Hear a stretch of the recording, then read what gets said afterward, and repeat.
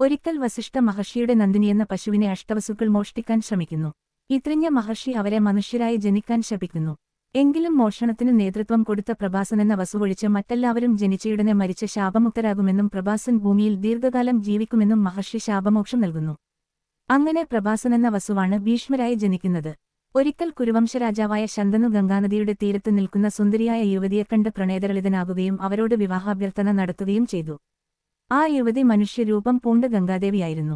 ഒരവസരത്തിലും തന്റെ ചെയ്തികളെക്കുറിച്ച് യാതൊരു ചോദ്യങ്ങളും ഉന്നയിക്കില്ലെന്ന് ഉറപ്പു നൽകുകയാണെങ്കിൽ ശന്തനുവിനെ വിവാഹം കഴിക്കാമെന്ന് ഗംഗാദേവി അറിയിച്ചു. അപ്രകാരം സമ്മതിച്ച ശന്തനു ഗംഗാദേവിയെ വിവാഹം ചെയ്യുകയും ഏറെ താമസിയാതെ അവർക്ക് ഒരു കുട്ടി പിറക്കുകയും ചെയ്തു. എന്നാൽ പിറന്നയുടൻ ഗംഗാദേവി കുട്ടിയെ നദിയിൽ മുക്കിക്കൊന്നുകളഞ്ഞു. വസുക്കൾക്ക് ശാപമോക്ഷം നൽകാനാണ് ദേവി ഇപ്രകാരം പ്രവർത്തിച്ചത്. ഗംഗാദേവിയുടെ ചെയ്തികളെക്കുറിച്ച് ചോദിക്കില്ലെന്ന് ഉറപ്പു നൽകിയതിനാൽ എന്തുകൊണ്ടാണ് അവർ അങ്ങനെ ചെയ്തതെന്ന് ചോദിക്കാനും ശന്തനുവിന് സാധിച്ചില്ല. ഓരോ കുട്ടി പിറക്കുമ്പോഴും ഗംഗ അവരെയെല്ലാം നദിയിൽ മുക്കുക പതിവായി.